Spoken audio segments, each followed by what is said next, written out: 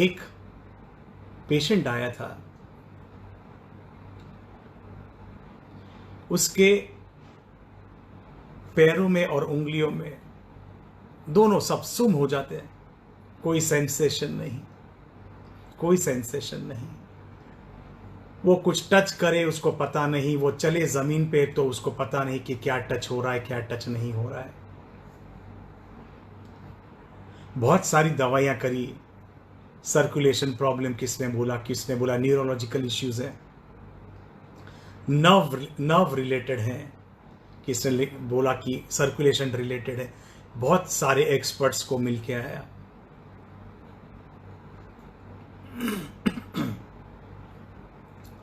समझ नहीं आता था कि ये क्या प्रॉब्लम है। डॉक्टरों को इतनी मोटी सी फाइल मुझे वीडियो पे दिखाई कि इतने सारे हमने चेकअप करवाए, बट कुछ समझ नहीं आता है ये क्या हो गया है। उसके साथ साथ उसकी याददाश्त कम होने लगी। उसको कुछ पूछते हो उसका ध्यान कहीं और होता है, कुछ रजिस्टर नहीं हो पा रहा था दिमाग के अंदर।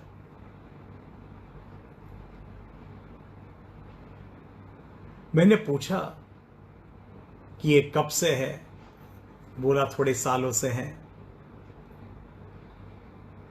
मैंने कहा उसे मैं आपके बारे में कुछ जानना चाहता हूं। और उसकी कहानी कुछ ऐसी थी। बचपन से शुरुआत करते हैं। बचपन में वो, उसका छोटा भाई, उसके माँ बाप, उसके दादा और दादी, इतना सा परिवार एक साथ रहते थे।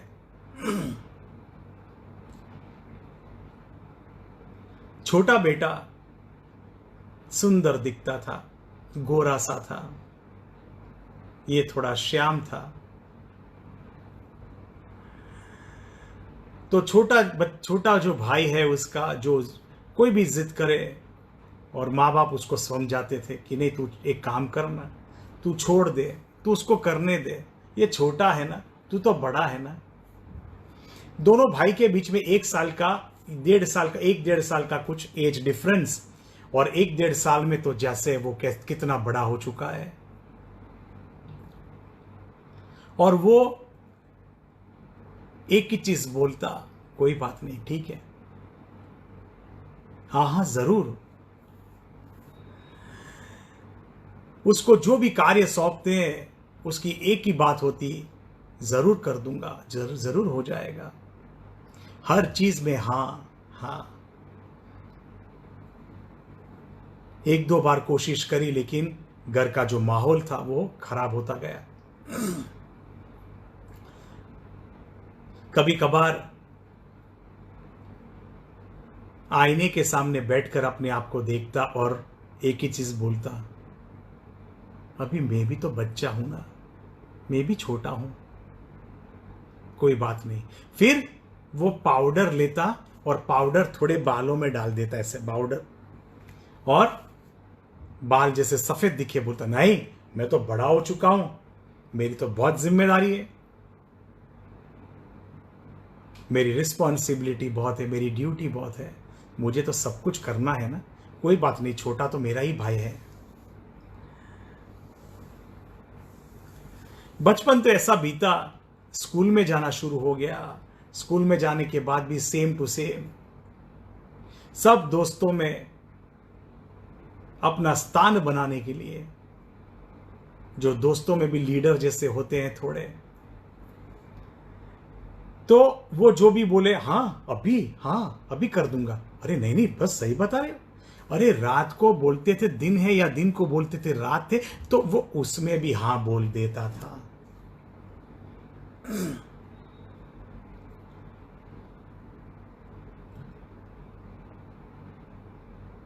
कोई बोले देखो इसको छुओ, देखो कितना ठंडा है, और कई बार लड़के लोग जो उसके जो दोस्त हुआ करते थे वो कहने के दोस्त कि गरम गरम पानी में हाथ डाल के बुलवाते थे, अरे कितना ठंडा है, और ये बच्चा वही बोलता कि हाँ कितना ठंडा पानी है।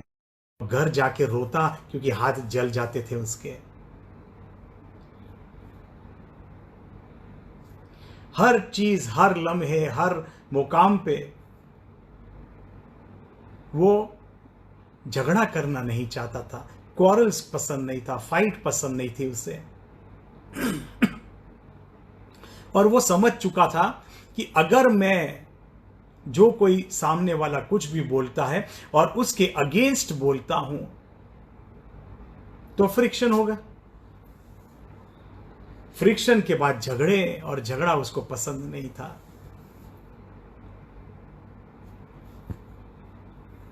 कोशिशें करता रहा समर्थन देने की, हर वक्त समर्थन उसका, हाँ हो जाएगा, कर दूंगा, हाँ जी, हर वक्त में हाँ।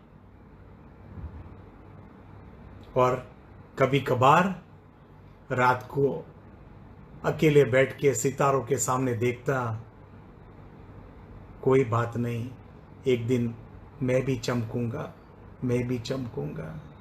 मुझे पता है सितारे तो रात को ही चमकते हैं, बस तो मेरी जीवन की जो रात है, रात मतलब जीवन का जो अंधकार है, अंधकार मतलब जीवन की जो तकलीफें हैं, तकलीफें मतलब जीवन का जो डिफिकल्ट फेस चल रहा है, डिफिकल्ट फेस का मतलब मेरी आइडेंटिटी है नहीं।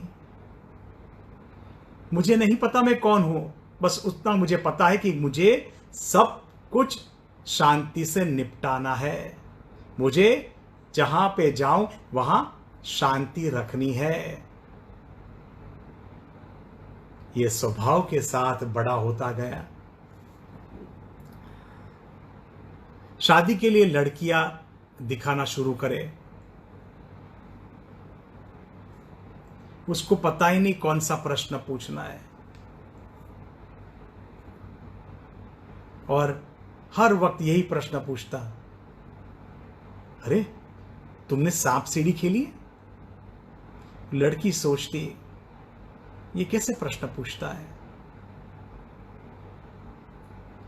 कई बार उसको समझ में नहीं आया, और कई रिश्ते आए और चले गए, कोई रिश्ता पक्का नहीं हो पा रहा था।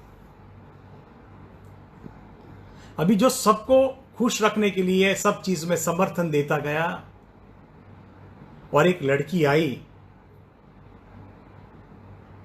और उसको भी वही प्रश्न पूछा, है तूने सांप सीढ़ी खेली है?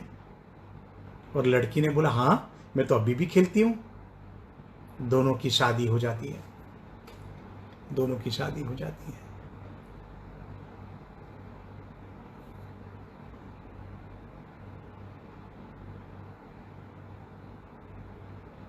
हालत खराब, डिट्टो सेम टू सेम।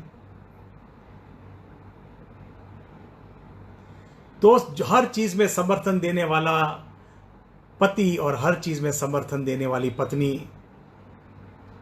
को घर में नौकरों जैसा व्यवहार होने लगा। घर में, अरे ये तो कर लेगी, अरे वो तो कर लेगा, अरे ये तो ऐसे, उसको तो आदत है। वो छोटे की शादी हो गई और छोटा तो एकदम शैतान। उसकी पत्नी भी उसके जैसी आ गई, और दोनों घूमने जाते, और दोनों बड़े, जो छोटे थे और जो दो बड़े थे,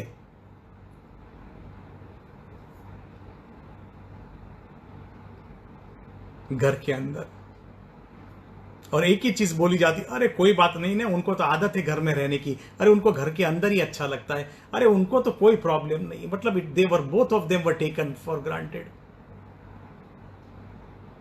आप देखिए वो कैसा माहौल होता रहा, हर चीज में समर्थन समर्थन समर्थन। लेकिन एक होप थी कि कभी ना कभी, जैसे खिड़की के पास बैठ के सितारों को देखते कि कभी मैं भी चमकूंगा, कभी मैं भी चमकूंगा। अंधेरे में बैठ के सितारे देखना, खराब अवस्था में, बुरी अवस्था में, बुरे संजोगों में, बुरी परिस्थितियों में एक होप देखना कि कोई बात नहीं, हर वक्त मैं हाँ करता रहा हूं, कभी तो मेरे लिए भी हाँ होगी, मेरे लिए भी हाँ होगी। समय बीतता गया, दोनों परिवार अलग हो गए, दोनों भाई। छोटा अपनी पत्नी को लेकर चला गया, वही सोच के हम तो स्मार्ट है, हम तो अच्छे हैं, हमारी पर्सनालिटी अच्छी है। और ये दोनों कैसे हैं? हमारे दोस्त घर पे जब आते हैं तब हमको तो कई बार बोलना पड़ता है बड़े भाई भाभी को कि आप कमरे से बाहर मत निकलना। और भाभी को बोलते थे आप किचन में सब रेडी करके रखना, मेरी पत्नी आके बाहर लेके जाएगी, आपको बाहर नहीं आना है। और उसमें भी वो बोलती कोई बात नहीं, जरूर मैं वैसा ही करूंगी अगर आपको अच्छा लगता है। कोई संजोग ऐसे हुए कि दोनों भाई ने नक्की कर लिया कि दोनों अलग रहेंगे। दो परिवार अलग हो जाता है, दोनों अलग रहने लगते हैं। बड़े भाई का घर जैसा था वैसा ही चलता रहा,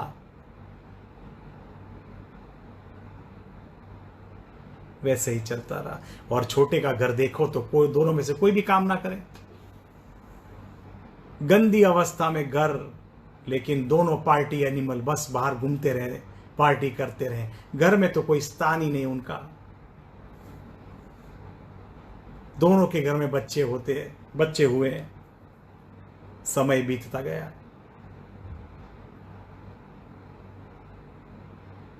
आप सोचिए एक इंसान की परिस्थिति जब आता है, उसके हाथ और पैरों में कोई सेंसेशन नहीं है, और बचपन से कैसा उसका व्यवहार उसके साथ होता रहा। मैं इसके लिए कहना चाहता हूं, शेयर करना चाहता हूं कि अगर आपकी आंखों के सामने कभी ऐसा होता है तो वहीं स्टॉप बोल दीजिए, किसी की मदद हो जाएगी। या अगर आपके साथ हो रहा है आप वहीं रुक जाइए, आपकी खुद की मदद हो जाएगी, आपकी खुद की मदद हो जाएगी।